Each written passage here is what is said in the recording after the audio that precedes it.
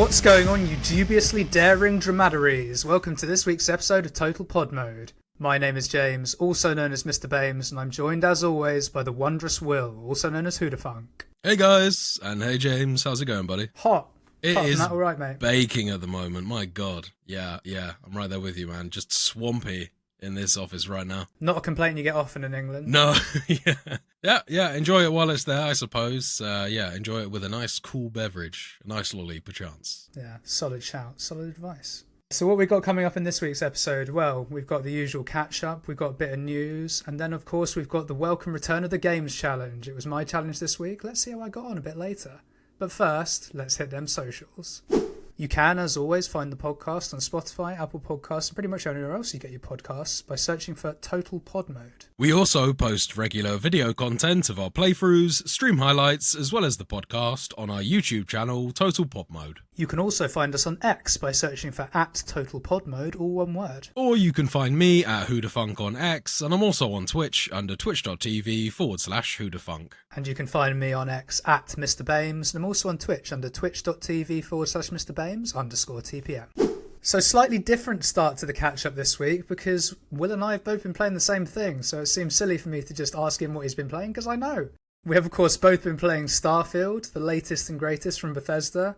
I talked a little bit about it last week because I'd started it a bit sooner, but Will, you started it this week? Hit me up. How you been finding it? Well, I've actually been playing it pretty much since the night that we did the recording now, so I put in maybe a good solid 40 hours into it, and I'm having a really, really good time with it so far.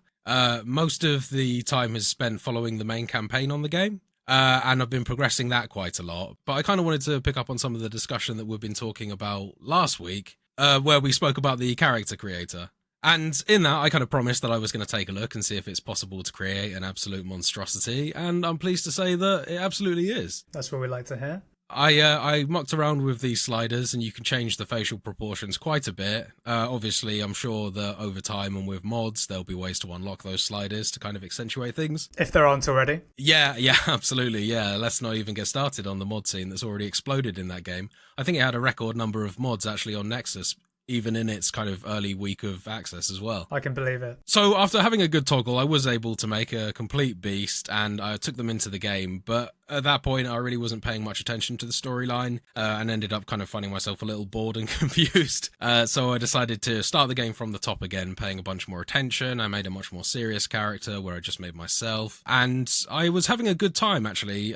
But before I get onto that, actually, I just wanted to mention that I was actually hoping to bring Gillian Shepherd from our Mass Effect Completionist Corner into my playthrough of Starfield, but I was prevented from doing that, unfortunately, by the fact that there isn't a purple hair option in the game. Really? Yeah. Even though there's a green, frickin' everything else. Yeah, there's even like an orange fading into a yellow. There's maybe about 40 different hair colours in the game, but this is where I feel like they've kind of slipped up in the character creator is, why not just have that thing on a colour palette, like most other games have done by now? It seems odd that they've restricted it to only 40 different kinds of colour. And again, this is a thing that will be fixed with mods pretty easily. But I just wish that it was an option to be able to actually pick certain colours, particularly your hair. The same thing I said about the eye colours last week, dude. Exactly the same thing, right? Weirdly restrictive in those senses. Yeah. I would really like to see them fix that in a later title where they actually add colour palettes in for certain things in the game. In this day and age, I don't really understand why we're limited to only, 40 different hair colours and only a certain amount of different eye colour in the game. You said it was an odd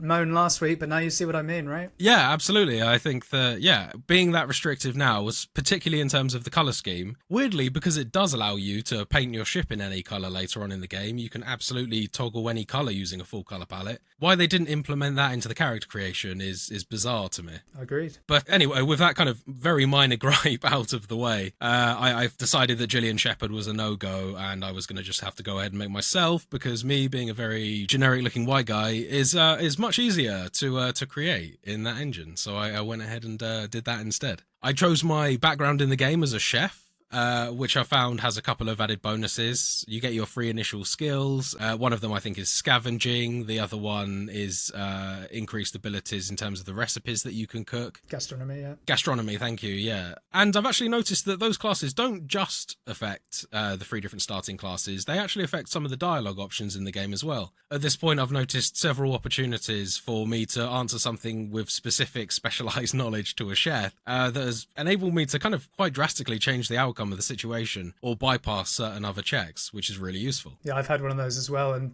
because I chose industrialist, NPCs just go, let's check your background. Oh, you're industrialist. Is that code for corporate asshole? Because everyone says that to me in the street. It's great. All right, you've kind of like got the world has kind of got a bias against you just based on that initial outcome already. Yeah, well, a little bit. Just random guards and shit say it to me. It's just it's a line. It's like in Skyrim when if you're a member of the Thieves Guild, they'll say stuff like, "Hey, I'm with the guild. I know you," sort of thing. It's cool though, nice touch. Exactly. And as you say, different missions have different outcomes as a result. There was one where it was like I had to pretend to be someone's PA, and because I had business experience, I could nail it. There you go. Yeah, it's very useful to kind of pick these certain background slots and have those different ways to influence the dialogue. It definitely makes the game seem worthy of much more than just one playthrough. It makes you want to choose these different backgrounds and see how that influences your gameplay. And why don't we touch a little bit on traits as well? The up to 3 initial points that you can pick at the start of the game, which can also have an influence on how the game plays out as well. Yeah, and these traits are sort of, you can't just have a straight positive trait. There's always a payoff on them. Yeah, absolutely. Every single one will have the up, but it also has the down to balance this out. Yeah, like one of the traits in the game, you can have a very stable home life. You can have parents that you visit and you can enjoy the luxuries of their house, but 2% of your income goes to them. I think it's every in-game week or month or something like that. Which, to be fair, given how time works in this game, probably isn't that bad, but still, that. Yeah. They're kind of, a lot of them are sort of passive, silly things, but I think that they add a little bit of depth in terms of your character. The one I picked for myself is introvert, which basically means that without companions, so on my own, or without human companions specifically, so robots are probably all right, I have less oxygen depletion, which is your stamina bar, and with human companions, more. Another cool one is you can have a history of having pissed off some space pirates in the past, so that you'll have much more increased instances of being attacked by space pirates as you travel around the cosmos. And that's quite a nice touch, especially for people that really enjoy the space combat. Yeah, it also probably pairs quite well with the smuggler background as well. But the trait that I find funny as a Bethesda fan is you can actually have the adoring fan from Oblivion. And basically what it is you have an adoring fan who gives you gifts every so often, but I think he's always on your ship and annoys the piss out of you. Yeah, he's got like a very kind of overly exaggerated positive outlook on life, and he says lots of cringeworthy kind of ingratiating lines to you as well. By Vectera, by Vectera, by Vectera! I can't believe it! Is it you? Is it really, really you? Captain of the frontier, bane of the fleet, Constellation's shining star of stars. He's a fun crew member to have around, honestly. I don't quite get the annoying thing. I suppose the fact that he's intentionally annoying, somehow for me anyway, makes it less annoying somehow. Have you got him then? Yeah, I've had him on my ship the entire game, yeah. Did you find that? Oh yeah, I know, that. I'm meant to be an introvert. Why would I have a human on my ship? Oh, okay, so you've got no one on your ship at all times. You leave them all where they are. Yeah, and I have no companions following with me either. Because I think it's still possible to have crew members on your ship, but just not take them on the missions to still get the benefits of that perk of being an introvert. I suppose that just doesn't affect you while you're in space combat. Yeah, the only time I've ever had crew members on my ship is when I was doing a mission and I hired them, and basically they just came on my ship until the mission was over, and then they f***ed off to their place where I can pick them up later. Yeah, exactly. Yeah, that happens quite a bit as well. You'll sometimes initiate a mission and they'll just kind of linger around until you actually decide to take them up on whatever they want you to do. So we've talked a little bit about conversations in the game and the different mechanics around there, the different dialogue options that you have in order to bring out different outcomes. And I wanted to get a little bit more into that as well, because that's something I've noticed through playing that feels, to me at least, quite more in-depth than Fallout 4 or Skyrim previously. I really like how the persuasion mechanic works in the game. It's definitely more in-depth than a Skyrim. It's more like Oblivion's one. Which I'm less familiar with, to be fair, so why don't you take us through it? Well, let's start with the Starfield one. The Starfield one basically has 4 or 5 different options that have a green, amber or red colour against them with a plus score, so +1 to +6, I think is the highest I've seen. That's right, yeah. And each person you're trying to persuade or influence will have a set number of bars that you have to fill. I think the highest I've seen is 7. Yeah, I think I saw 7 or 8 earlier today. And you have 3 goes or 3 turns to get it full. But if you pass the check on your last turn and you haven't got it full yet, you will have another opportunity until it is full. But if you fail at any point in that point, persuasion attempt failed. And we should mention at this point, the green lines are very kind of easy things to say, like, hey, nobody wants to get hurt around here, sort of thing. We'll just take it easy. And then something with like a high +6, which has a chance of building up that persuasion bar a lot more than one of your more sort of blasé, relaxed responses. There's obviously a higher chance of failure there as well, because that response might be something like, put down your guns, otherwise everyone in this room dies, sort of thing. So you have to be investing in your persuasion and intimidation skills if you want to pull something like that off. Or you can save scum a bunch. It's really easy. Yeah, or you can save scum, yeah. Personally, I'm trying to avoid that as much as possible, although I have found that drinking certain kinds of alcohol puts your persuasion up, and I've been using that to great effect, I gotta say. You know, kind of like echoes of a Leahy playthrough going on here with me in this Starfield game. And the final thing we should say about the Starfield conversation system is there's a chance on every single option you get to have a critical success, which means that no matter what the point score is, you'll pass the whole check regardless. Oh, that's really cool. I wasn't aware of that. And the reason I say it's similar to the Oblivion one more so than the Skyrim one, which is just you have a speech skill and then you click the persuade option, and if your speech skill's high enough, it'll work. Is because Oblivion kind of had a wheel where you could pick 4 different kind of responses. You didn't get to pick what you said, but it was like, I forget what they were because I haven't played Oblivion all that much and not for a long time, but it's like funny, fucking serious. I can't remember what they were, but it was 4 different options, and depending on the character you were talking to, you'd have better response from each of them depending on what option you picked. So it is more similar in terms of that. You've got diplomacy options and intimidation options and things like that you can invest in. Cool stuff. It's one thing that particularly for me I've really found enjoyable in the game, and I've noticed some pretty drastic different outcomes and instances there. I have been doing a little bit of save scumming to figure out what you can do or what's possible in the game. He was going to have a go at me and saying, I try not to do that on my first play, and then he just comes out and says he's done it. Okay, nice. What I will say is I do stick with my original plan in mind, which is usually to be diplomatic or try and engage in the conversations. But curiosity kills the cat. I always quick save, and you know, as is customary after a quick save, you go on an absolute slaughtering spree. And I just wanted to exploit that a little bit to see where, you know, what happens on the other side of the coin. And honestly, sometimes it's really impressive just how much they've mitigated and built around it. I encountered someone that you need to save, and you have the option in the game, obviously, to engage them, speak to them, and probably navigate your way out of the situation, which is what I eventually did. But I did see a hell of a lot of red barrels in that room, red explosive barrels, and I saw my opportunity and took it. And at that point, when you save the person, they even say something like, well, I can't blame you for ruthlessly murdering all of the people that kidnapped me, but, you know, we kind of had a thing going. So, is that when you save Barrett? Yes, yeah, that's exactly it. That's that mission. I thought about doing that, but I didn't do it. Yeah, like I said, curiosity killed the cat on that situation. I just wanted to see what would happen, and then I went back to what my actual thing was. And given that you know how that quest plays out, we probably won't get into it for spoiler reasons. It's a very early on quest, but given that you know how that quest plays out, yeah, I think you can appreciate that seemed particularly bloodthirsty in that instance. Yeah, it was a bit harsh. A bit. So you mentioned at the start of the discussion here, Will, that you've sort of been trying to barrel through the main campaign pretty quickly. I've got to say that's complete contrast to my playstyle in this. I'm many hours deep. Many. I think it's sitting around currently 75 or something like that at the time of recording. And I have done 3 main quests to this point. And it's not what you'd think. I haven't been exclusively doing side quests or anything like that. I got very lost in the exploring in this game. Yeah. Just visiting different planets and stuff. But the main thing that I've actually gotten super into, which I didn't think I would, I thought it would be a very minor thing for me, is the shipbuilding. Oh, right. Okay, yeah. Great thing to bring up. Yeah. Let's get into it. So as part of my sort of interplanetary exploring, just f***ing around, doing the odd side quest, sure, but not specifically focusing on them. You've probably seen this as well if you've been on planets. You see that other ships will randomly land sometimes. That's right. Yeah. I always steal their medikits and their medical supplies. It's like the only thing that you can rob in certain areas. So in the tutorial mission, this actually happens. Like if you make a certain decision on the rooftop in the tutorial mission, a Crimson Fleet ship will come down.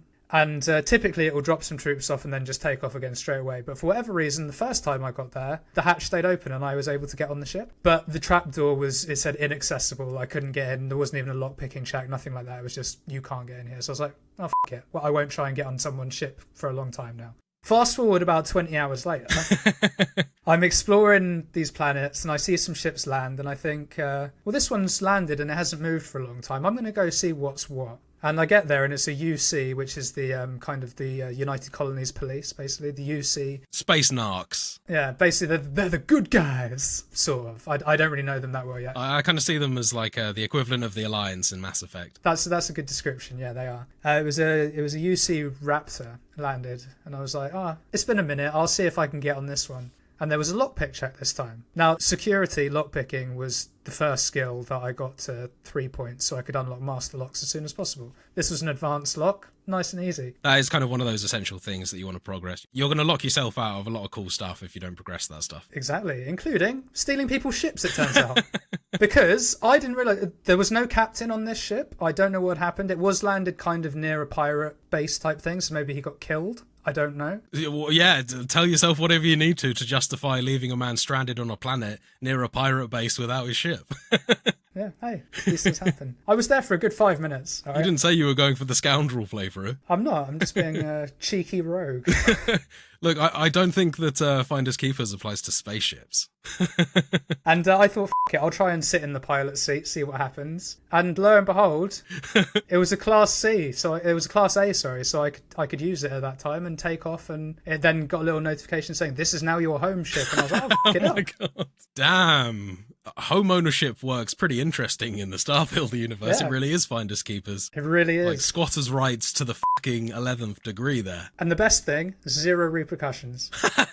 I could sell the ship and it didn't get picked up as like, oh yeah, fucking this is Captain Davidson's ship or whatever. The only thing is though, the ship game, selling and buying and whatnot. I've never bought a ship. I've only stolen them. Okay. But you have to register them, and let's say the ship's worth 10 grand, right? You register it for 8 and then you sell it for 10. So you only make like a 2,000 credit profit on Okay. which is a good way of not breaking the economy of the game, I suppose. But I very quickly amassed a fleet of about 14 ships. Right, so you were going full-on space pirate in this playthrough. Oh my goodness. No, because it wasn't space pirating in the sense that I didn't kill anyone for them. Most of them were actually pirate ships. So I was killing Crimson Raiders and then stealing their ships. So you would prefer to see yourself as a space Robin Hood? Vigilante. Yeah. Renegade vigilante. But then one of the ships I stole was a trader ship. Okay, well, we're blurring the So lines that's a little not quite bit now. the same. And obviously one of them was a UC Raptor. So Yeah. We did just call them the good guys earlier. Exactly. Are we the baddies? But mostly Crimson Fleet and Ecliptic. I'm definitely going to call them the Crimson Raiders, but I know that's Borderlands. But it's Crimson Fleet and Ecliptic ships mainly. But my first ship that I actually customized myself was a spacer ship that I stole and basically just repositioned the parts and just put a shitload of shipping tanks on the side. Right. To give it a capacity of like 2,000 or 2,500 or something. And that was my first ship, and I used it for a very long time. I've still got the Frontier. I now have 4 ships, but I've still got the Frontier, but never use it. It's more just a showpiece. There's another ship that I found that relates to a quest, so I'm not going to talk about it. And then my pièce de résistance is the ship that I've just built now that I'm a Class C pilot, so I can use the best components.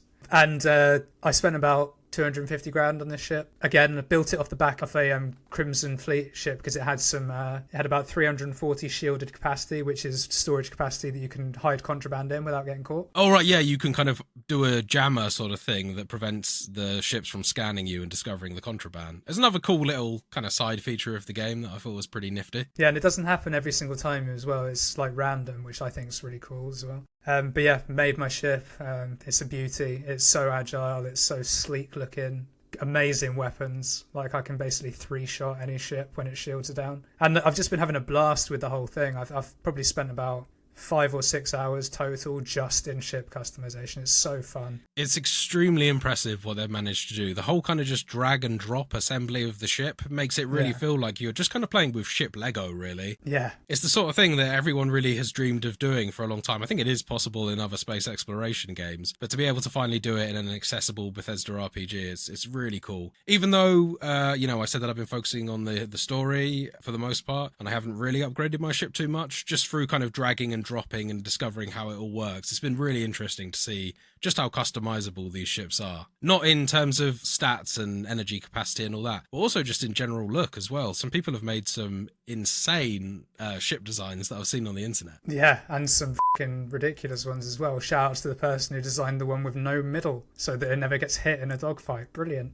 Right, yeah, you mentioned that one off pod, saying that enemies target the center of your spacecraft. Yeah, which I didn't know until I read this article. It makes sense, doesn't it, in terms of AI? It makes perfect sense. Yeah, exactly. But no, shout out to that mechanic. It's a great suite, but it does have some janky elements. You can sometimes be at a certain angle that when you try and slot a part in, it will just fire to the other end of the grid. Oh, really? Okay. Yeah, I haven't played with it enough to experience anything like that, but yeah, but it's fine. Like, it's absolutely fine. I've even seen people create X-Wing fighters from Star Wars, and I've even seen someone actually make the Millennium Falcon as well. It's really insane just how much freedom that you get in that to actually recreate, within reason, some really instantly recognizable spaceships that we've all wanted to fly for a long time. It's a cool thing to do. Yes, and I'm actually, when I have a lot more credits, I'm going to have a go at the Normandy. Very good shout, man. Yeah, you got to try and make the Normandy. Yeah, that is a great shout. Yeah, I'm going to give it a go because I already know that it's got some engines that are the right sort of shape. It would just be interesting to see if I can do it and give the ship enough power with the limited engines the True Normandy has. We'll see. That's going to be a lot of credits time though, because it's going to be expensive, that one. But I mentioned there that it wasn't all fun and games. There was a little bit of jank in there. And that actually brings me on to probably the only negative thing I have to say about Starfield, which is, whilst none of the bugs are game breaking, and I did mention a few last week, the bugs are rife in this game. Yeah. I mean, they go from the light-hearted, such as there's a shopkeeper in New Atlantis, the first town you arrive on, called Gerhard, and I went into the shop randomly and he just had no clothes. He was just there in his pants just for no reason. Don't know where they went. They're still not back. And another one was I walked into an office and there was just a load of shit floating in the air. Walked into it and it dropped. Fair enough. Next time I go in there, the table has come back. Oh. But it's on top of all the stuff now. So little funny things like that. Yeah. I got to say, I haven't experienced too much of stuff like that so far. I've seen very minor visual bugs, like occasionally you'll see a star in the sky on a planet, and if you bring it to sort of the edge of the screen, it'll kind of slowly strobe in and out of existence, which actually drastically changes the lighting on the planet. So it's like a very, very visual, noticeable bug. But again, they've all been kind of small things like that. I haven't noticed anything that has actually impacted my gameplay. Oh no, and that doesn't really impact the gameplay too much. That's just quite funny. And they're what I'd call Bethesda bugs. People standing up on stools when they're meant to be sitting down, little things like that. Yeah, someone floating in the sky, holding a gun that isn't actually there. These are the things we come to expect and sometimes find charming from Bethesda titles. Or one of the shopkeepers not being where they're meant to be and being f***ing halfway across the planet. Yeah, these things happen, right? That's fine. But I did also discover a bug that actually took 10 hours of my life away to fix. Oh, right. Okay. So you have found some kind of game-breaking stuff then, it sounds like. Not game-breaking, but game-affecting. If I hadn't fixed it, I would have been in real trouble. So as you're travelling planets, you may have seen, Will, that you can get some extreme weather conditions that pop up. Yeah, I've had like acid storms and things like that, really murky, misty planets. Yeah. Freezing thunderstorms, freezing vapour, that sort of malarkey. Did you know that if you get the affliction from one of those weather conditions and you fast travel straight back into your ship, that the affliction permanently stays with you? No, I haven't noticed that. So pro tip for anyone playing Starfield, if you get something, if you're in let's say you're in the freezing vapour and you have the freezing vapour warning on your status bar, don't fast travel directly into your ship. Fast travel to the landing site and then walk onto your ship. Because if you don't, then it stays with you permanently, which means that you can be... So specifically, I had this with frozen vapour or freezing vapour, right? I could be walking on a planet that has inferno temperatures and is giving me heat warnings, and within 5 minutes of walking around in it, I'll get frostbite. Yeah, right. Or hypothermia. Right, yeah. These are the bugs that are an issue. You're simultaneously dying of freezing and cooking yourself to death on this new planet. But it gets worse, Will, because did you know that you can get multiple weather afflictions at once if you have this bug? And did you know that if you haven't noticed that you've got the condition and you do the same thing and fast travel back to your ship, they fucking stack? Before you know it, you've got 5 different weather afflictions you're both simultaneously suffering from. Poisoning, burns, fucking frozen shit, cough, toxicity, pain, crippled. some sort of all microbial infection.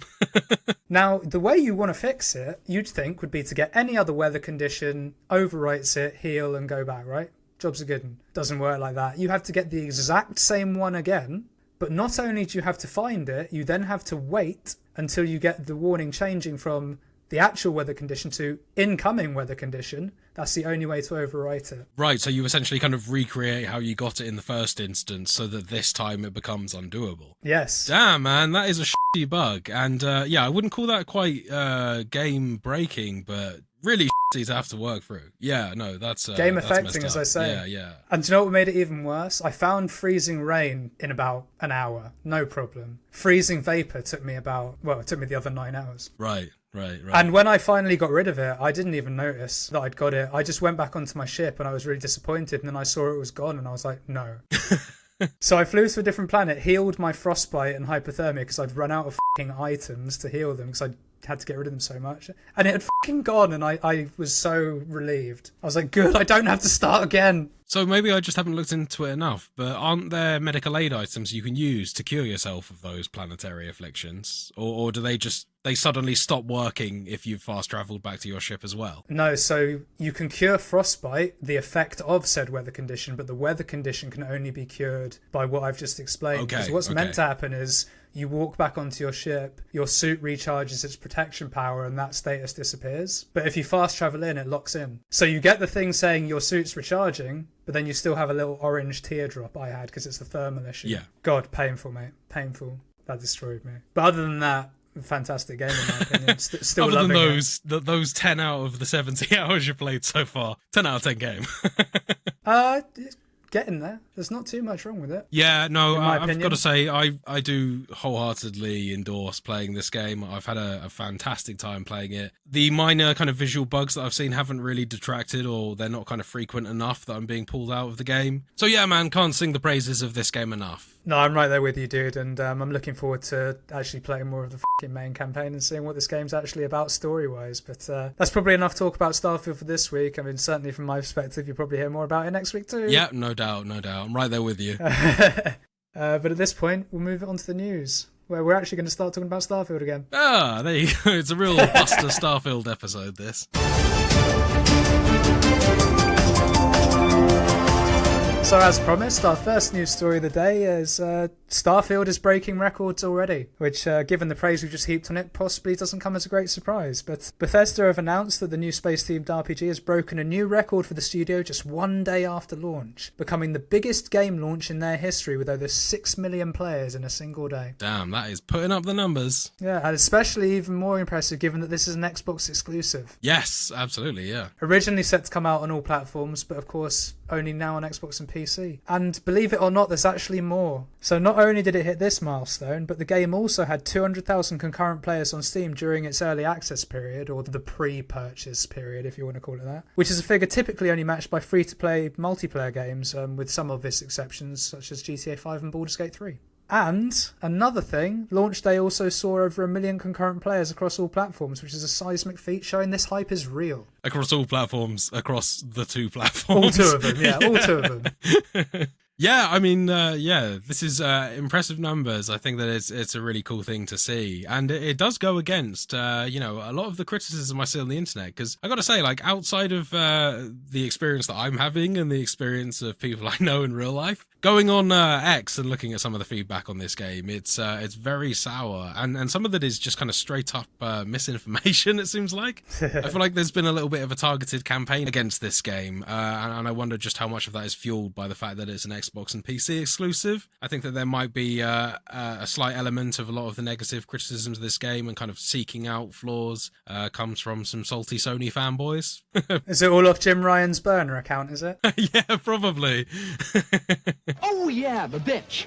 One of the criticisms I saw of the game was this game only has something like 10 weapons. So that's the kind that's not true. Yeah, that's what I mean. That's the sort of criticisms I'm seeing leveled against this game, which seems pretty odd to me because some of this just kind of flagrant lies and misinformation. I mean, I bumped into about 12 different weapons within my kind of first 30 hours of playing, and I'm pretty sure I've bumped into quite a number more than that, but I've got 12 equipped on my character currently. So, and the other thing that bear in mind with that is it's a Bethesda game. Some of the weapons will come later when you're a higher level. That's just how it works. Yeah, that's kind of what I mean. Is I think that a lot of this stuff you can't really take seriously. I think that some of this is a bit of a targeted kind of misinformation thing about this game. I've seen a lot of criticisms that are either kind of clearly people that weren't managing any expectations whatsoever and thought this thing was going to be the next generation entire freedom planetary exploration game, that even Bethesda didn't hype the game up as much as, and that's saying something for Todd Howard, but I think a lot of people's expectations of this game were kind of beyond even what Todd Howard was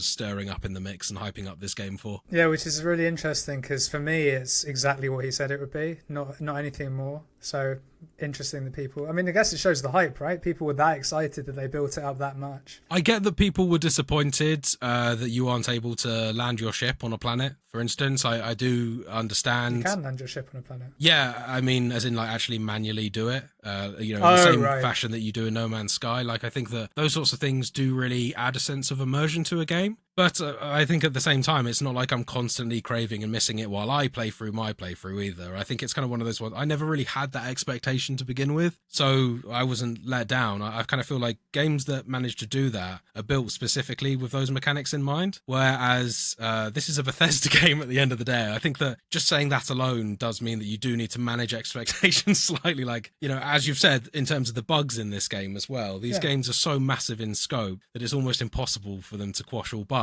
And honestly, like, I think that it may never be possible for them to quash all the bugs with this game. It's very much going to be like Skyrim and like Fallout. There are going to be noticeable bugs just due to the size and scope of this game. And also throw in procedural generation into that mix, of course, it's going to happen. Yeah. You mentioned Big Todd there. Alongside this news, he actually did an interview with Phil Spencer and a couple of other people where he was actually asked some questions. And one of the questions he was asked, and you actually brought this to my attention, Will, which I thought was very funny, was he was asked about why it wasn't optimized for PC. And his answer was pretty great. He basically just said that it works perfectly well on PC, you just need to get better hardware. Yeah. Which I thought was great because it is a next-gen RPG. That's how it's been sort of marketed. I think that's the point that he also said alongside that was, this is the next-gen kind of space exploration game. Yeah, you might need to upgrade your hardware to play this. And given the minimum specs on this game, again, it's hardly surprising when you actually look at them on Steam that they are quite beefy compared to previous games. And that just made me laugh because it's like, he made a very serious point and a good point, but the way he phrased it was just great. Just get better hardware.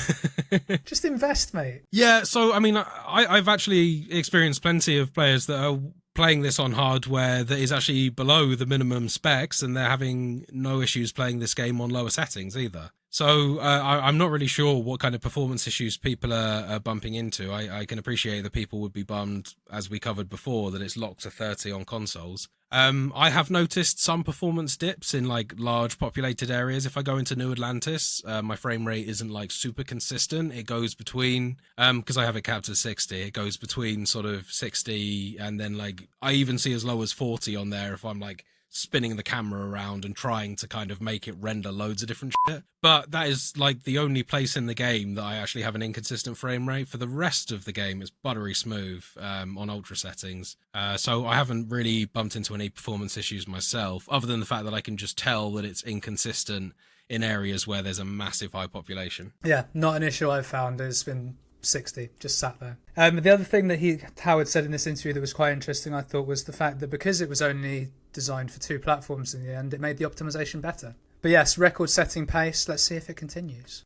So finally moving off Starfield for this episode, apologies for those that couldn't give a shit about that game, but our next story is that there is a new mystery Valve piece of hardware that has just been certified in South Korea. Oh, what could this be? So according to an article from PC Gamer, a new Valve hardware device has just received radio certification in South Korea, which is often a precursor to wider release. Speculation is rife as to what this may be, with many, myself included, believing that it is most likely to be a VR headset of some description, as the other potential options that have been thrown about is a new Steam Deck or a new controller, neither of which I think is going to be imminent. Yeah, new Steam Deck is a real interesting take there. There feels like kind of that thing's only just come out, and I mean it is kind of getting pretty good adoption, but yeah, I feel like they can definitely ride that train for a while without needing to release a Steam Deck Pro. Well, exactly that, and then the Steam controller is kind of made obsolete by the Steam Deck, so why would that be a thing, right? I'm a little confused why even there's a guess that this is a VR headset, because it seems like unless this is just, you know, an upgraded version that has much better fidelity and field of view and stuff like that on it, the Steam headset is a very capable piece of hardware already. So again, I'm a little confused. Well, let me alleviate your confusion.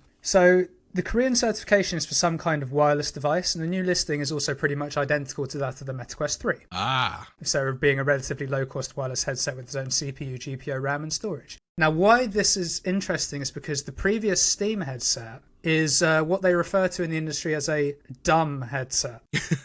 So it's fully wired and it can't do anything on its own. It's basically just a display that you put on your face. Pretty much an industry standard until the Quest came along. So this new piece of hardware is the next evolution, whereby it's going to be a wireless headset that runs everything itself rather than just a dumb headset. Finally, a smart VR headset that can run Half-Life Alyx. I'm all in. Has connection to the Steam library as well. Where do I sign up? But I hate to cool your jet straight away having just brought you up like that. This is all speculation at this stage, but potentially exciting news given how long it's been since the Valve Index released. So all those VR fanboys out there, keep an eye on this. Could be getting that first wireless Steam fully integrated headset coming. Yeah, definitely cool stuff to hear. Looking forward to seeing some sort of confirmation of that, hopefully sometime soon. So in our final news story this week, Mortal Kombat 1, the new Mortal Kombat game that's coming out, has already started work on its celebrity cameos, with Jean-Claude Van Damme being announced as a skin for Johnny Cage. Oh, right, okay. I wasn't expecting him to actually be a skin. I was kind of anticipating his own character. But given their moveset, it makes a lot of sense, honestly. Exactly. So the skin, which resembles Van Damme's look in Bloodsport, was revealed during an interview with Ed Boon on the YouTube channel First We Feast's Hot One programme. All right, okay, yeah. Shout out First We Feast Hot Ones. Big fan of that show.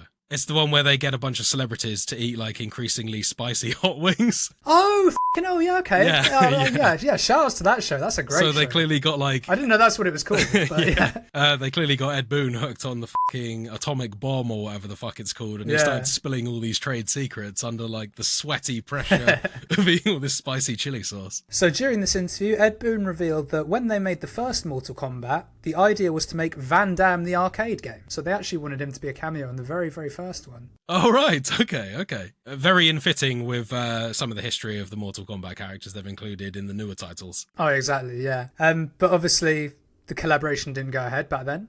This time, however, Boone says that they've hit the lottery because in addition to Van Damme's participation as a skin, the actor will also voice it. It makes all the difference. It's not quite a character of his own, but the skin is basically going to be Jean-Claude Van Damme from Bloodsport. It's going to look like it and sound like it. Yeah, like I said, I mean, Johnny Cage's moveset makes sense that they do that, but I think that the skin and the voice acting is going to be the thing that really kind of makes it. And given that the previous game, Mortal Kombat 11, had the likes of Sylvester Stallone as Rambo and Arnold Schwarzenegger as the Terminator, the bar has been set pretty high for this franchise in terms of celebrity appearances. So who else could be making the appearance at this point? Any speculation? Any guesses? Well, I mean, I think that a lot of the big ones have been covered. I'd like to see maybe an updated Predator in the game. I think that they did put a Xenomorph in the game as well at some point. I'm just trying to think of other kind of cool 80s movies, 70s, 80s movies that they could work into that. Well, one I'd love to see is Wesley Snipes' Blade. Blade? Yeah, okay, that's a great one. That would be a sick one. Not quite the same thing, but that would be a cool one. It being a Marvel property, it's very unlikely, unfortunately. It's never going to happen, but that'd be cool, wouldn't it? He would be very fitting in terms of the theme. Maybe seeing like a character like Pinhead do you know, I feel like I'm saying all these characters that I want to be in the game, and I feel like they're already in the game now. I think Pinhead may well have been in a Mortal Kombat game, honestly. They've kind of covered the gamut. Yeah, no, I think that Mortal Kombat it became like a kind of a Smash Bros for 80s action heroes throughout certain iterations of the game. And exciting to see, considering they've already got a big name like Jean-Claude Van Damme. You know, maybe we'll see Nicolas Cage dip his toes back into video game cameos and he'll become a Mortal Kombat fightable character. Dude. John Wick. John Wick would be a great one. Yeah, I can see Keanu getting behind this. Yeah. Murdering a dude with a pencil or some shit as one of the fatality his fatalities would be awesome, yeah. I think that there's actually quite a few characters in there. You mentioned Keanu Reeves. I think that that's another one where there's already a character in Mortal Kombat, or even a couple, that are quite heavily focused on using their guns in the combat. So again, it would be very easy to just like fold that in, reskin the character, add the voice, and do that sort of thing. Although I do hope that Freddy Krueger's appearance, like Alien's appearance, like the T-1000's appearance, I do hope that they still do stick some characters in there with their own unique movesets, because these are really cool properties that they've got a hold of, and it's nice to see them kind of do specialized stuff that they're known and loved for doing, sort of thing, especially like a T-1000, there's certain kind of things that you just want to see that bad boy do. Yeah, and they'll almost certainly will have those. Will they be there on release? Not sure. Oh, well, no, they'll be fed as part of loads of DLC. DLC packs. Yeah, exactly. It's just the way of fighting games these days. It'll happen, though. We can only hope. On that hopeful note, we finished the news for this week. So now it's time for the... A Games Challenge!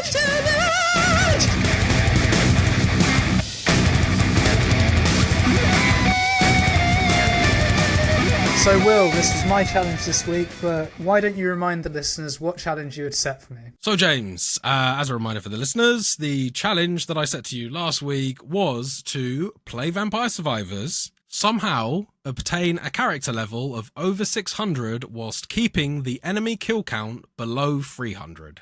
For listeners that aren't familiar, or those numbers mean nothing to them, Vampire Survivors is typically a game where you achieve within the space of 15 to 30 minutes a kill count of hundreds of thousands, potentially. Yeah, and you get to like maybe level, I think the highest I got to in terms of playing the game properly was 80 something. I think I've hit maybe like 150 on a genuine run before. But yeah, that's at the point where, I've probably played for a lot longer and afforded myself a lot more upgrades to make it a lot easier to...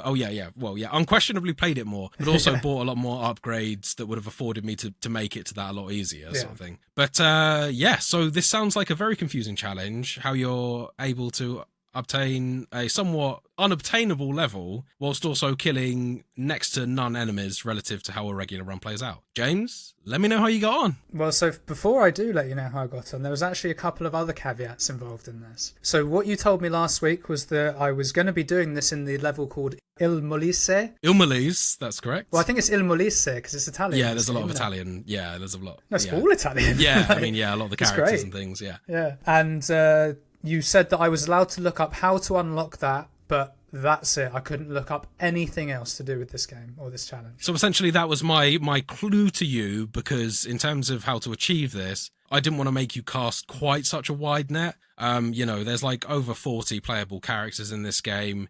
There's maybe like 8 or 9 different levels, I think. Main ones included with bonus levels. 5 main and then some bonus. So, I didn't want to make this kind of like almost like a lottery challenge for you. So I tried to narrow the parameters just a little bit to kind of give you a helping hand in the right direction. And it's still a fucking lottery. It's still a lottery. Oh, completely. Absolute complete lottery. So to set the scene, I didn't start this game completely from scratch. Will did buy this for me as part of the Christmas giveaway that we did, and I'd put in 4 hours and I'd unlocked up to stage 3. So I had level 1, level 2, level 3. Had about 7 characters. And so that was my starting point. Yeah, basically, very much new to the game. Yes. So armed with my limited knowledge, I did Google how to unlock Il Molise, and the way you do that is that you unlock hyper mode on any normal level. Pretty easy. I think to do that, you need to survive 25 minutes. So yes, and you say pretty easy. That's bullshit. It's not pretty easy at all. Well, I mean, I did it with relative ease. Took me 9 hours to do that. What? Yeah. All right, I'm going to tell you right now, you suck at Vampire Survivors, my friend. So I spent 19 hours in total on this challenge, right? Oh my God. Wow. And the reason I did that is because, and I'm going to quote you from last week, so James, this isn't a completion challenge, this is more of a puzzle. Yeah. To unlock the thing to do the puzzle, I had to complete the game, you ass. I don't think that's true. It is true. Well, unless you've got another solution. Yeah. The way I fucking worked out to do it, I needed to complete the game to do. Okay, right. So, first thing I'm going to do is I need to get Il Molise, so I need to get to 25 minutes in a level, which took me a lot of time, as I say. Spent about 9 hours doing that. What character were you using during that? So I used a few. Poe for a bit, 2 weak, 2 little health. Used Gennaro for a bit, or Gennaro, sorry. Yeah, the guy that's chucking the knives. Yeah, because of the extra projectile thing that he gets. Yeah. But the characters I actually ended up sticking with when I unlocked them was Early game, Suor Clarici, Sister Clarici, I assume. Oh, yeah, yeah. Basically, because she's a tank, she has extra health and has perma regen, which is really handy in the early game. And then as soon as I unlocked him, Croci Fritto, Demon Boy, extra movement speed. Nice. Starts with the Holy Cross. Oh, yeah. Really useful. Yeah. Those are very powerful attacks. Yeah, so they were the characters that I was using the most. I did mess with a few others, but they were my mains, so to speak. And the first thing I was doing was, because I had level 3 unlocked, I thought, fuck it, let's do level 3. And I just wasn't doing any damage. I really wasn't. In terms of power-ups to this point, when I first played, I remember saving all my gold for the extra projectile power-up. Yeah. It's a good so one that to was get. basically all I had. So I had to grind for quite a while, and this is probably as well where a lot of my time came in, because I had to unlock loads of gold to get loads of power-ups to make the later levels possible.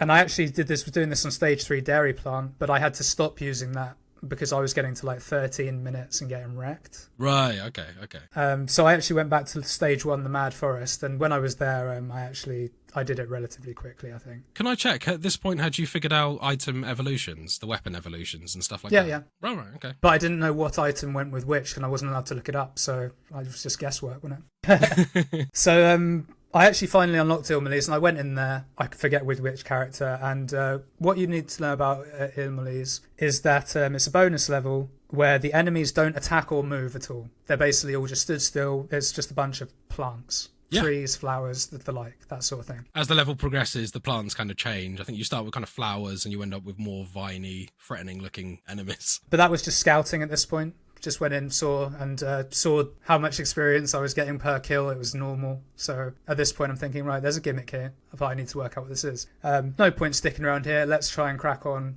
I'm going to need to unlock some characters. I'm going to need to unlock some shit to do this. Let's do this. So I carried on because I'd unlocked this and I had now some gold that I was getting. I was able to upgrade some stuff. So I went back to Dairy Plant, and this was a bit of a difficulty inflection for me still, because by the end of it, it's quite brutal. Yeah, enemies just start pouring in as you get towards the closing parts of this game. I mean, the game says become the bullet hell, but what it was is the amount of enemies on screen, you're still in a bullet hell of sorts in this game. Yeah, 100%, and made all the more bad by the fact that enemies can come over solid walls that you can't go over. So you can't hide behind a wall to sort of make them go around the corner in certain aspects. They will just float and still get you. So when I had no idea about combinations and things like that, this is where I was getting wrecked. And that's why I think it took me so long, because I just had no idea what evolved what. Wasn't allowed to look any of it up. So it was just complete trial and error. The only one I knew, because I'd done it in my first playthrough, was the cross turns into Heaven's Sword with the Lucky Clover. Yeah, that's right. Yeah, that's the only one I had because I'd unlocked it, and I didn't even. That was how I knew about weapon evolutions. I mean, to be honest with you, I stumbled into a lot of my weapon evolutions throughout the game. I think it was literally maybe the last 2 that I had to look up, but most of them I just kind of through trial and error figured out, sort of thing. Or at least maybe I just happened to get some good combinations early on. But I think the fact that you can get up to 6 weapons, there are ways of getting more than 6 weapons, but you can get 6 weapons and 6 items that boost your stats. And as long as any one of those happens to match up, then it will cause an evolution. So your chances of stumbling into them are still pretty high. When you max out the weapon, though, so if you're not focusing on that weapon, then you're toast. But this, just basically running into the brick wall of Dairy Plant, meant that I did eventually learn all of the combinations that I needed for my particular playstyle in this game. And this is where it started, like, this is probably 12 hours in. Okay. It started to click. And this is where and bear in mind as well, I did, you did advise that I should play this on controller. I still played it on WASD, and it was perfectly fine. But I don't know if that would have made a difference. I think it would have. I think having the ability to change the speed at which you move on a controller is useful, as well as the fact that you've got a full 360 play. I tried to play it on WASD on my keyboard, and like all of my skill that I'd accrued just went out the window. And then I started playing it on my mouse, and it was fine again. Like, you can just click and drag the mouse to do the same thing. Yeah. I just prefer WASD. It just worked better for me. Yeah. Fair enough, yeah. But eventually got through level 3. You have to get to level 60, I believe it is, with a character to unlock level 4. And then came the fucking second wall, because to unlock level 5, you have to get to level 80 in level 4. And the reason this was the second wall is because I actually finished this.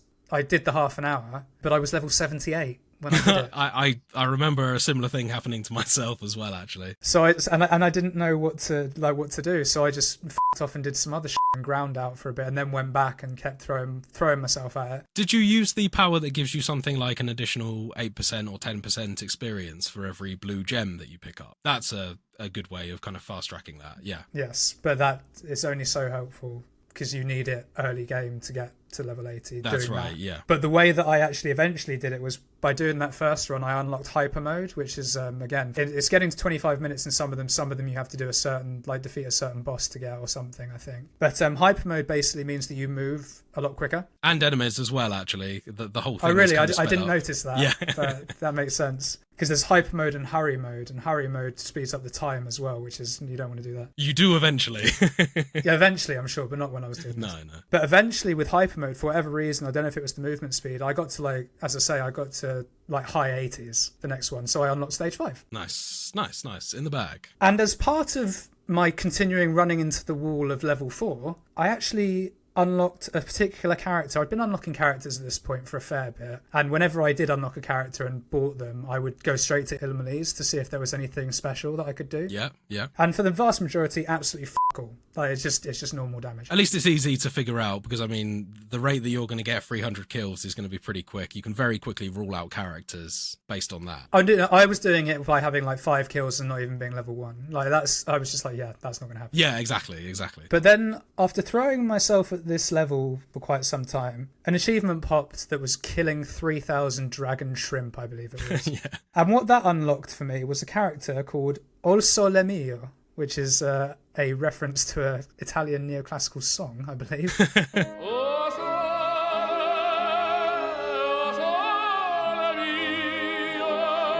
There's a lot of references in this game. Like, pretty much everything is a reference to something. Yeah. Shouts to the tiramisu being the revive object. I just unlocked a character the other day called Missing No. So, yeah, there's a lot. That's from Pokemon, isn't it? Yeah. The corrupt Pokemon. And it looks like a corrupted pixel, really? Jokes. Image of the character as well. It kind of looks like all of them kind of blended together and corrupted. Oh, nice. That's cool, yeah. And this Il Sole Mio character is a doggo, which is just great, right? And this was where I got the first seed of what the solution might be, because every single character has their own weapon, and Doggo's weapon is a bunch of flowers. I think it's called Celestial Dusting, is it? Something like that? Exactly that. And that set off a little, hang on, Ilmelise is full of flowers. The pieces are starting to click together.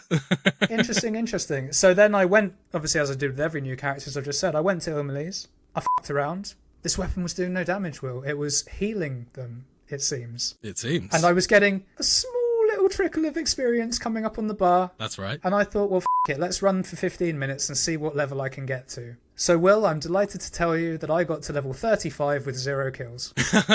Very nice. Making Solid. good progress.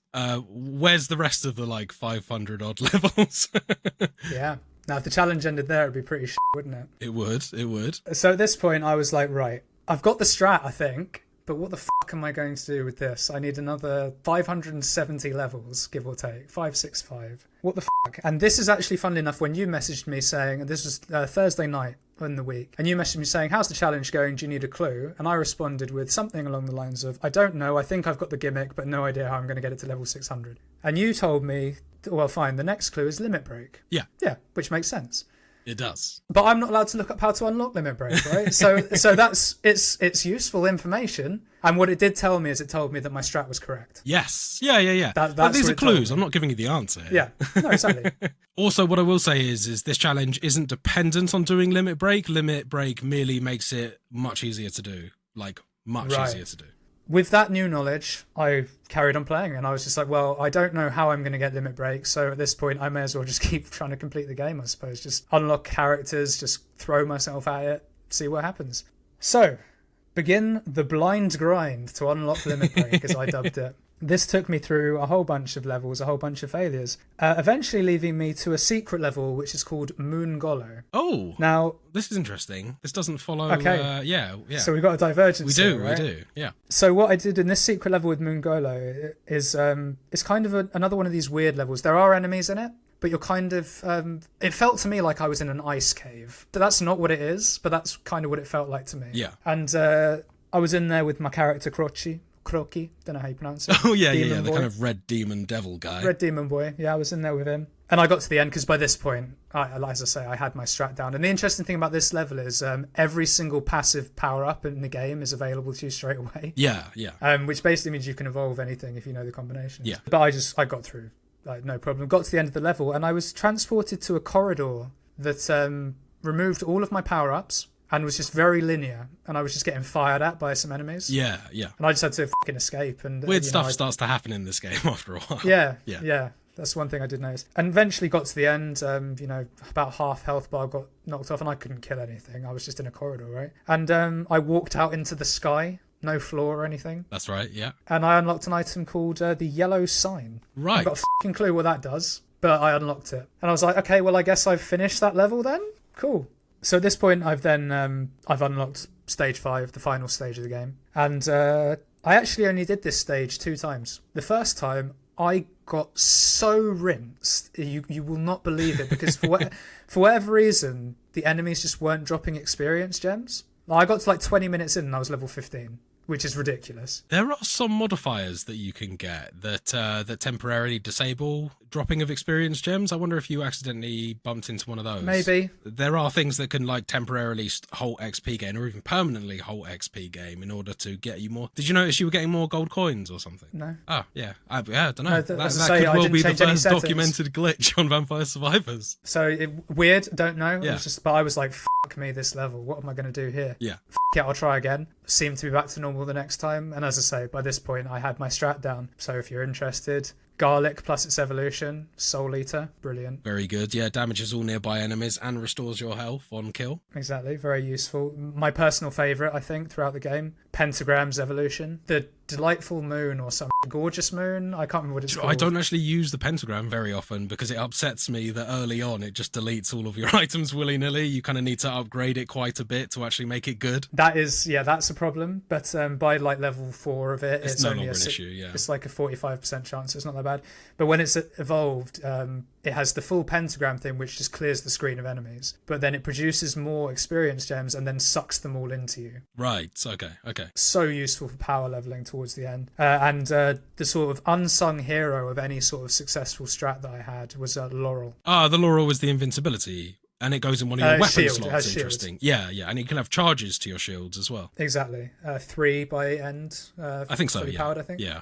And you can have, everything is evolvable, so yeah. Can you evolve the Laurel? You can. Everything is evolvable. Yeah. Fair. I never worked out to do that. But base Laurel with those 2 and any other 2 or 3 weapons kind of basically does it. Yeah. That's really all you need, because the Soul Eater Garlic evolution means that you can sort of just run around constantly and you're killing weak mobs just by your aura. Yeah. And couple that with the Laurel's protection is if you do run into too many strong mobs, you can just run through without taking damage and get into space. Yeah. Super useful. And I coupled that with a couple of key passives. The crown for experience that you mentioned earlier, that was crucial. But the most important power-up by a country mile is the empty tome cooldown reduction. Yeah. That is huge for certain abilities. Like there are some abilities where it's not as useful, but so many of the power-ups make it. Yeah, it turns like a slow firing thing into a chain gun eventually. Exactly.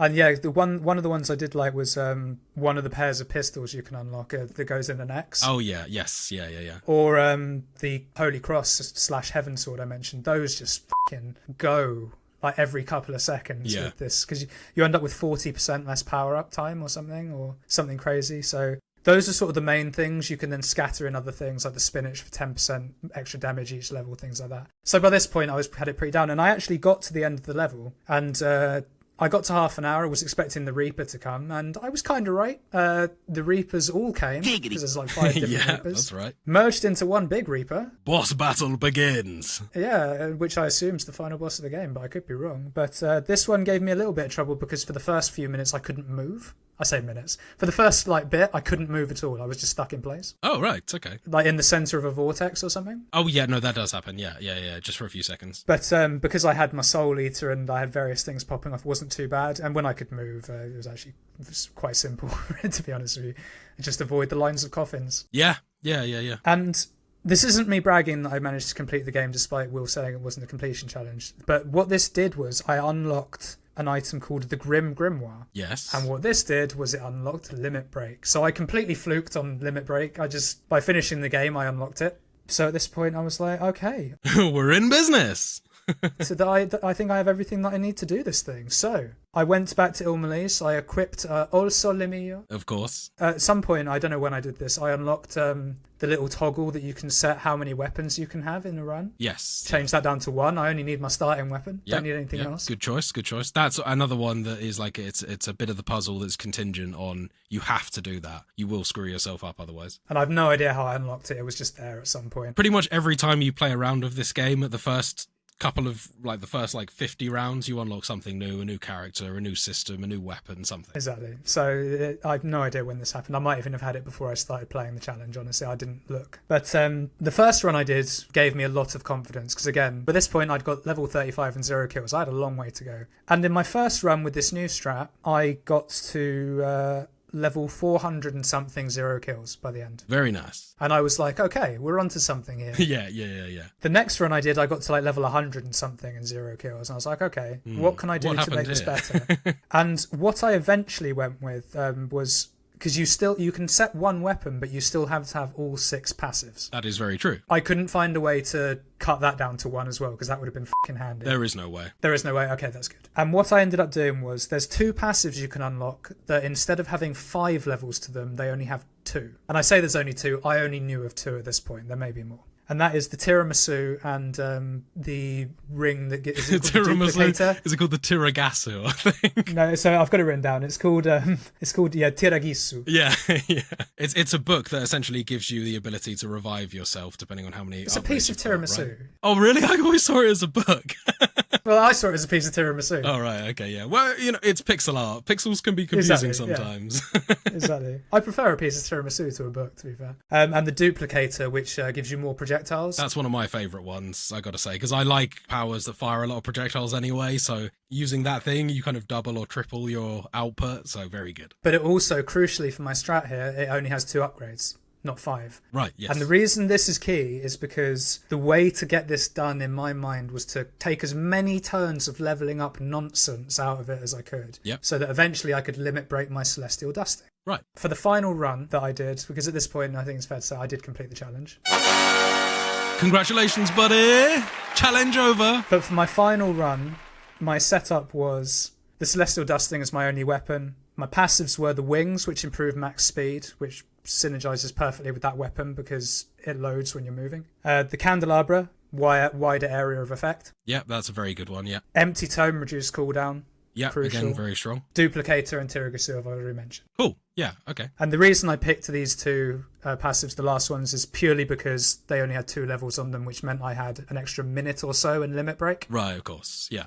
And then when I was limit breaking, when you get limit break, you have between 3 and 4 options of what you want to limit break at any point. That's right. And for the first whole bunch, for loads, every time it was the option there, area of effect. Area of effect plus 2.5%. That's the one. If that one wasn't available, amount. If that one wasn't available, speed. Yeah. Never duration. Yeah. Never duration. Actually, duration is very good on that one, I gotta say. Not for the start, right? Because eventually I pressed the all random because who has time to keep clicking every 5 seconds?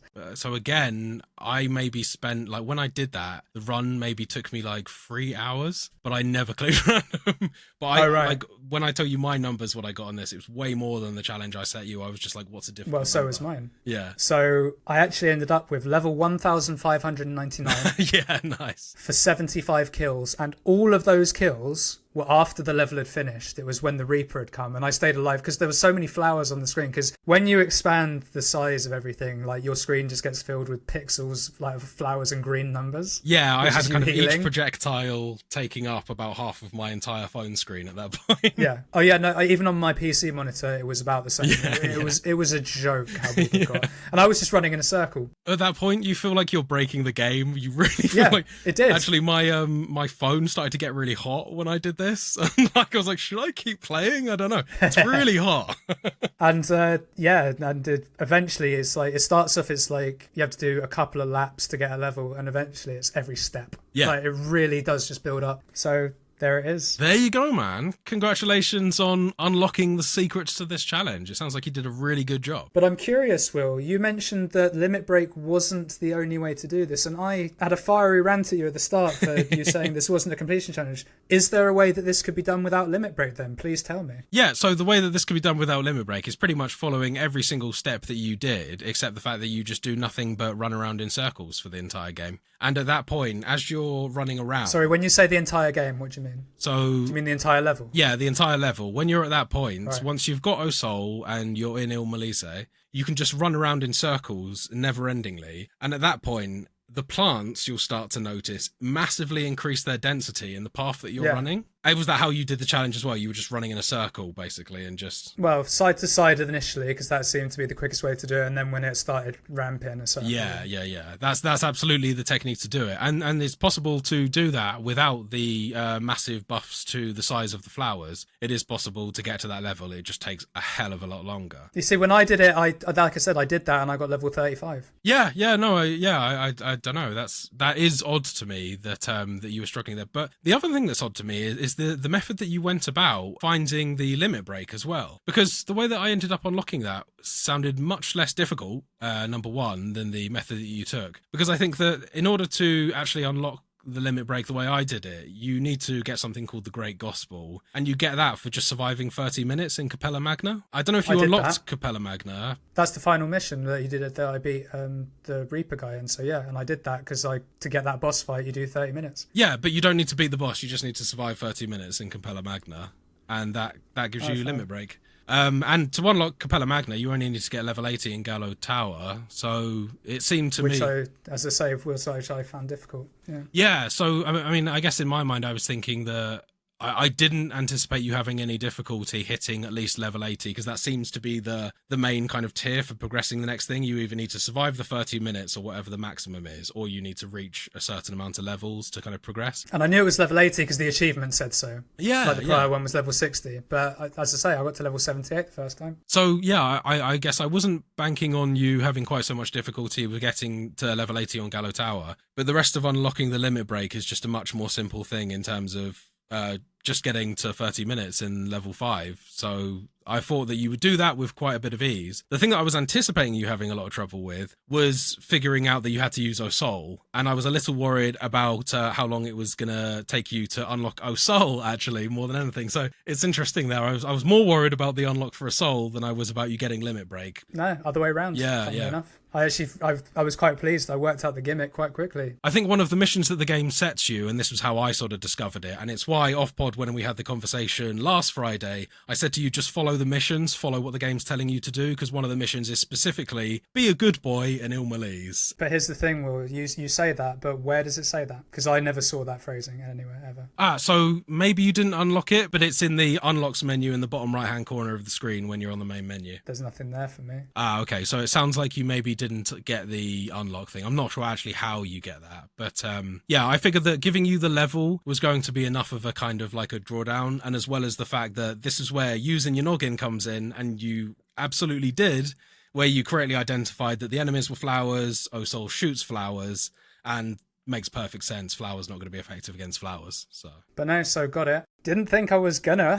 I'm not gonna lie. I'm glad that I dropped that little nugget of the limit break for you there, because I thought, you know what, if he hasn't done it yet, limit break will make it like boom. You know what I mean? And it sounds like, given your experience on it, like the moment you had that locked in, it was like easy almost. Yeah, but don't give yourself too much credit, because getting limit break was stressful, especially after you'd said it's not a completion challenge. And then in my mind, you've just explained that I didn't have to, so fair enough. But in my mind, to get limit break, I had to finish the game by the end of it. So you're nowhere near completing the game. But you see how I would think it, that I did the final stage and I beat the final boss to unlock the thing that in my mind I needed to do the challenge. So you can see where I'm coming from, at least, even if I'm incorrect. Yeah.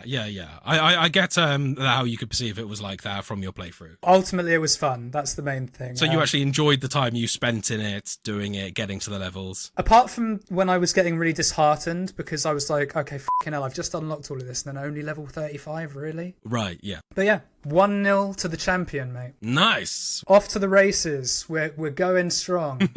Never looking back. Right, well, I've got to find out what's in store for myself now this week. It's about time we got to your challenge, isn't it? It is indeed. Long awaited. So, Your first challenge of the new series of the Games Challenge, Will, is... It's going to be in Dark Souls 1. Ooh, okay. Nice. Do you know what? I've been looking for an excuse to get back into Dark Souls 1. This is it, baby. Lay it on me. Well, this could ruin the game for you. Fuck you already. Fuck you in advance. So, your challenge for this week is I would like you to beat the Asylum Demon and the Taurus Beast. There's more. There has to be more coming. Yeah. With no equipment and no consumables and no companions. No consumables, so no Estus. Estus is fair. Estus is fair. Okay, so I can use that. But no bombs, no items, no weapons, no armour, no nothing. You're bare fist, naked. Do you know what, man? It sounds like a difficult challenge, but I am absolutely up for this one. It is bolstered by the fact that I have done half of this challenge in a previous life, but I am very interested to see what the Asylum Demon is saying. Oh, wait, no, sorry. I've done the one with the big axe at the beginning of the game that you got to kill to get. You've done Asylum Demon, it's Taurus Beast. That's the one that I haven't done. But I'll say I'm feeling pretty confident about this challenge because I find Taurus Demon easier than Asylum Demon as well. Well, no, the reason I picked those two specifically is because with no armour and they will probably two-shot you. Yep, 100%. Maybe one shot. And they're going to be tanky enough that when you're only using fists that 2 mistakes is going to do you. Yeah. So you're going to need a lot of focus. Patience, more importantly, I think. No getting greedy. James, I love this challenge. I got to say, I love this challenge. Should I tell you why I love this challenge so much? I was going to set it for you at some point this year as well. I wasn't going to go for the Bridge Demon, but I had the Asylum. I was going to say, you got to beat the Asylum Demon, no equipment. Yeah, well, I thought just Asylum Demon was too easy. Fingers crossed goes well. As you say, it possibly doesn't seem like that big a challenge. It's going to be more the grind of it. You're going to need to focus. Each fight's probably going to take you 20, 30 minutes. Yeah, pure patience, perfect timing. Do that, be all right. So with that, we come to the end of the show. Hope you enjoyed all the chat about Starfield and the Return of the Games Challenge. If you've enjoyed what you've listened to, you can, as always, find the podcast on Spotify, Apple Podcasts, and pretty much anywhere else you get your podcasts by searching for Total Pod Mode. We also post regular video content of our playthroughs, stream highlights, as well as the podcast on our YouTube channel, Total Pod Mode. You can also find us on X by searching for @TotalPodMode, all one word. Or you can find me at Whodafunk on X, and I'm also on Twitch under twitch.tv/Whodafunk. And you can find me on X at Mr. Bames, and I'm also on Twitch under twitch.tv/MrBames_TPM. And with that, one final humble request to our listeners, if you could please follow us on those social medias, give us a like, rate us 5 stars on those podcast platforms. It really helps us out and we'd really appreciate it. Absolutely, man. It really is the best way to support the show. Yes, and on that note, we look forward to talking to you all again next week. We'll see you then. Goodbye. Bye now.